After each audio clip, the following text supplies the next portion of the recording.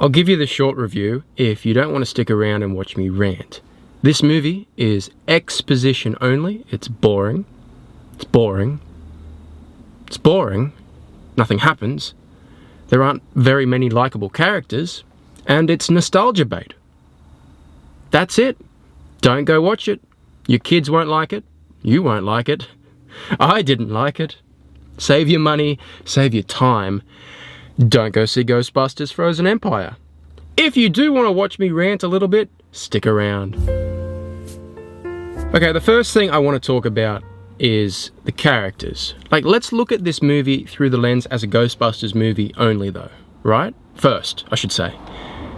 Ghostbusters, the original, is held up to this day, 40 years later, because of the characters. Nobody cares about catching ghosts. That's just sort of the gimmick, the idea, the concept the film was latched onto.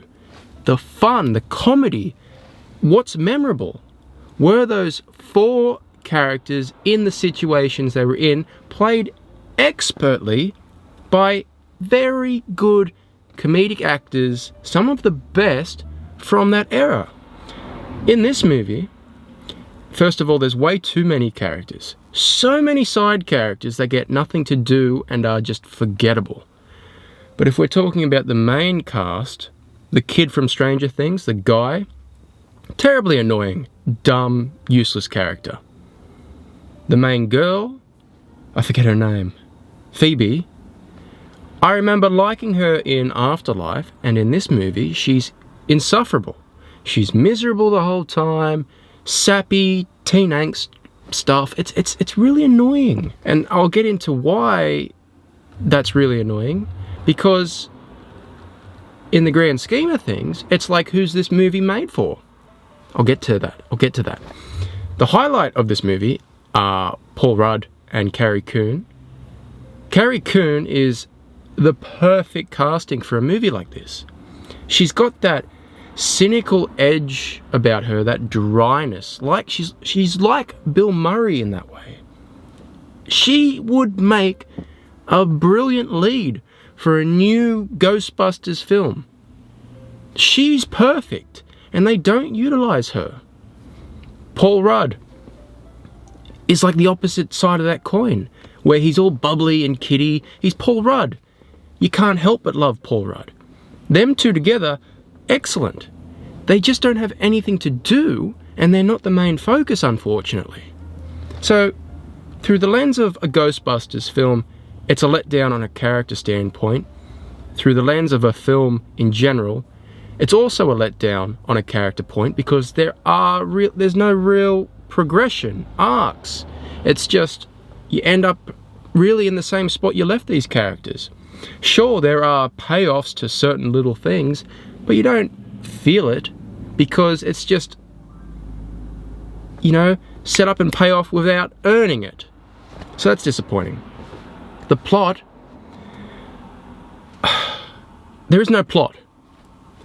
You sort of learn that there's this big frozen monster that wants to take over the Earth, I guess, and it goes nowhere. They set up the villain at the start in what was a pretty cool sequence, and then the characters in the movie talk about the return of this evil thing for about 90 minutes. Seriously, 90 minutes of setup this movie was, for a climactic action scene, final sequence, that lasts 15 minutes and ends. It's really bad. I'm convinced this is AI. I'm convinced Sony, because this movie reminds me of Madam Web. Everything Sony does is just terrible. They have the concept, they have the idea, and then the movie is nothing. Madam Web, Spider-Man, an evil Spider-Man wants to stop these girls from killing him in the future, blah blah blah, Terminator-esque plot. Could have been cool. Generated by AI, you get a paragraph, and then some dipshit writer has to fill in the blanks. That's what this movie reminded me of. When I saw the trailers for this movie, I thought, yes, finally, they're doing their own thing. They're not going to pander to nostalgia. We got a new villain, no Zool, something fresh. Then the second trailer for this movie came out, and you saw the Marshmallow Men again. You saw the library. You saw all the little things, all the callbacks. And I was like, no, don't, move on. And this movie is just full of nostalgia bait. Full of it. There's even a cameo from like the guy that was in the New York library at the start of the original film. Why? No one was clamoring for a cameo of that. That's so silly, so pointless and distracting and dumb. Why do movies do this? Why do you feel the need to do this? This is like, what, the 5th entry in this franchise now. And we're still doing the same stuff.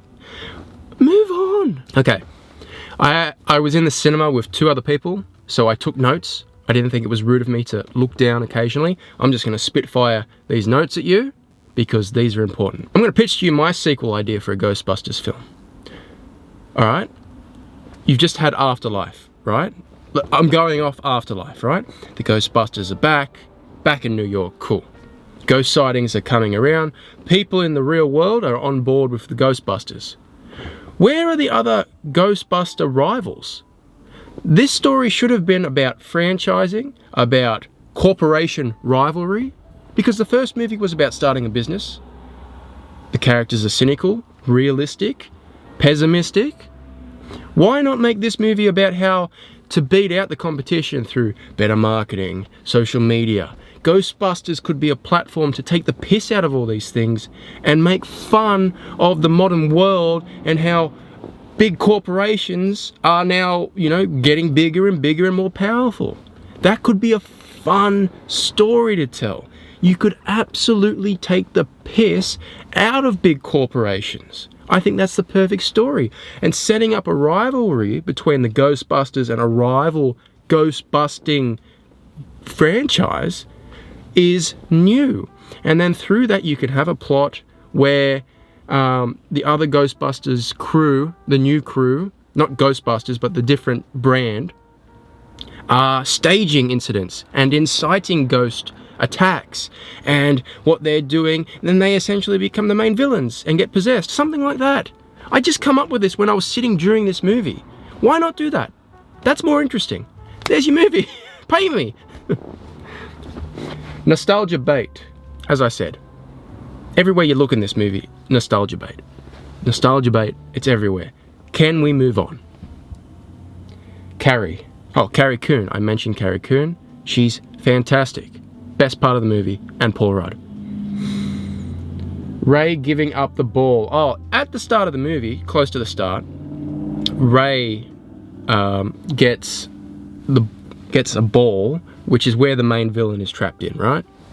And he just gives it away to these guys like, no. He's just like so nonchalantly gets rid of it after it breaks his PKE meter, something he's never seen before. This is Ray Stantz, the biggest nerd you've ever seen in a movie. He ain't giving away this ball. That was just a thought I had. Child genius. I think I mentioned this before, but I'm sick of, in all these movies, child characters, young adult characters, they just know everything. They're just geniuses, like on a different plane of existence. The main girl in this movie just, problem comes, she solves it. Problem comes, she solves it. And I'm like, huh? What 15-year-old without actual education in these fields knows these things? Yeah, there are very smart 15-year-olds out there, but not to this level. I'm just asking for a bit more realism. It would be much more immersive. It feels like a cartoon, like a Saturday morning cartoon. This does. Tone. This is like a comedy at times, like a real lowbrow comedy with sex jokes. Then it's like a real just pathetic comedy with just awkward pauses and awkward dialogue and childish dialogue. And then it's like a dramedy, and it's like a young adult angst thing, and it's just strange. And it's a family drama sometimes. It's really all over the place. It's really all over the place. Directionless, yeah, directionless. Like they didn't know what they were going to do, what they were going to say. It just felt like they filmed their scenes, put together a movie in an editing timeline and released it. There is nothing. Annoying characters don't feel real. Yeah, every character doesn't feel real. They say something that is funny because no one in real life would say that. So they thought it was funny, kept it in the movie, and then you're just sitting there as an audience going, huh? That's not funny. Just because someone goes, yes! Randomly when everyone's taking the moment seriously doesn't mean that's funny. It means that's stupid. This character doesn't feel real. That's what every character in this movie felt like most of the time. The movie is all set up. Yes, I said that. Library nostalgia. Yeah. They go to the New York Library at some point. Even the original ghost, you know, the librarian ghost from the start of the original movie, shows up and Ray goes to go get her, looks at her, and she screams. It's the same scene. Why are we doing the same things? Either you want to tell your own story or you don't. Make up your mind. That's what... This goes back to, who's this movie made for? Who's this movie made for? If it's made for fans of the original, why is everything so childish? If it's made for a new generation, why are there so many callbacks to the original film they probably haven't seen? Doesn't make sense. Who's this movie for? Action movie, not comedy. Yeah, at times this movie feels more like like a very generic action movie with car chases. At the start of the movie, there's a big car chase, and there's so much damage and risky, stupid things happening. I was thinking to myself, well, hold on, wouldn't they be sued? Wouldn't there be some sort of crime happening here? What are the insurance policies of the Ghostbusters? That would be funny to explore. Paul Rudd doing paperwork on insurance and not knowing what's going on. And there's none of that. It's just, you know, modern movies. We can do whatever we want, no consequences. And I hate that. What's next?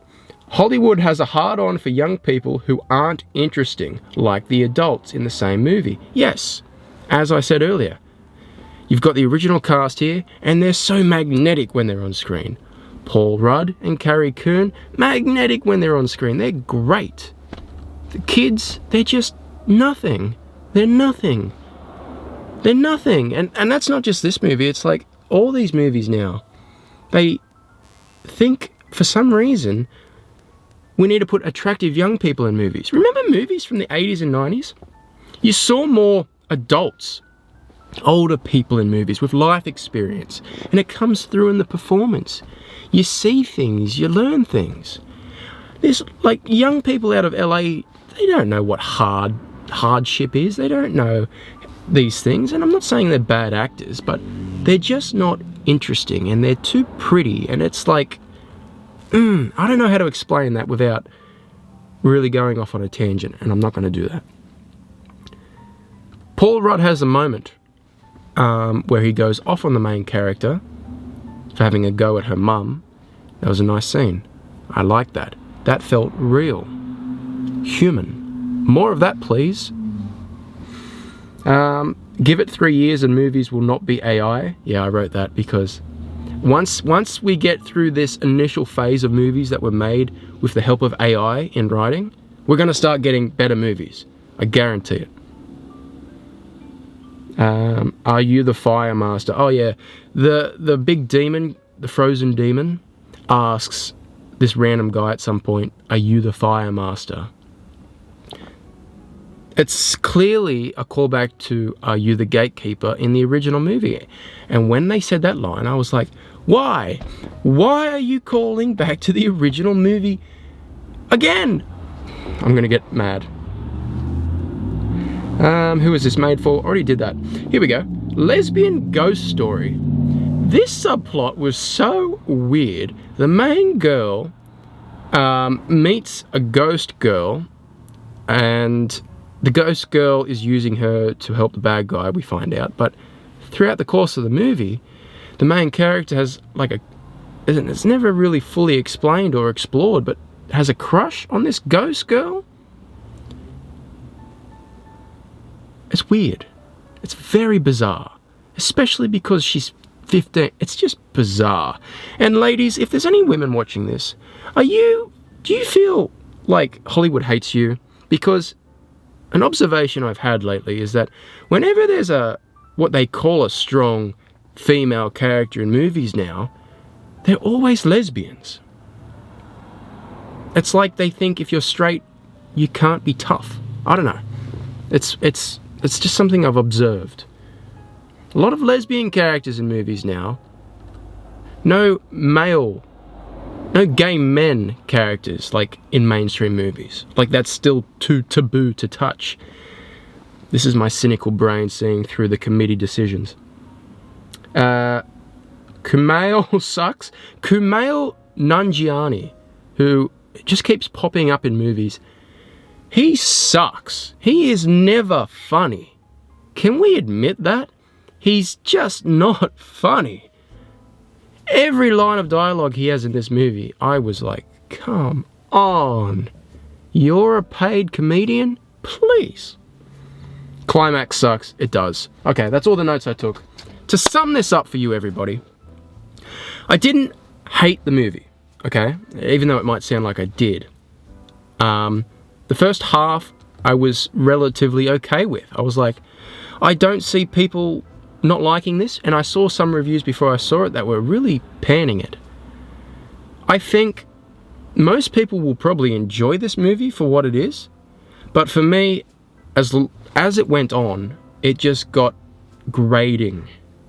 I was waiting for something to happen, nothing happened, and then when my brain gets bored like that, it goes to criticism. So I will admit, maybe I'm being too harsh on this film because it's not offensive. It's not offensive. It's not a bad movie by means of you're watching it and you feel insulted, like a lot of other movies do. It's just boring nothingness, really, with a few bright spots. And it's disappointing because Afterlife felt like they were going on the right track. The last movie was more of a drama at times, and I enjoyed it. I didn't like the nostalgia pandering in that movie either, but for what it was, it worked. And I thought if we got a bit more of that, with a new villain, new direction, good. But this just isn't it. It's just not it. Kids might like it, but then they'll get bored, I think. Adults might like it, but then they'll get bored. And then, as I said, the final insult is the ending. It's just gone and done in no time, and it's boring, and that's the movie. I got no more to say. Go see it if you want to see it. I wouldn't recommend it. I don't know if they're going to get another movie. This could be the end of Ghostbusters for another 10 years before they try something else. Who knows? That's it. Look forward to a Roadhouse review tomorrow night. Now that's a movie I'm looking forward to. Bye-bye.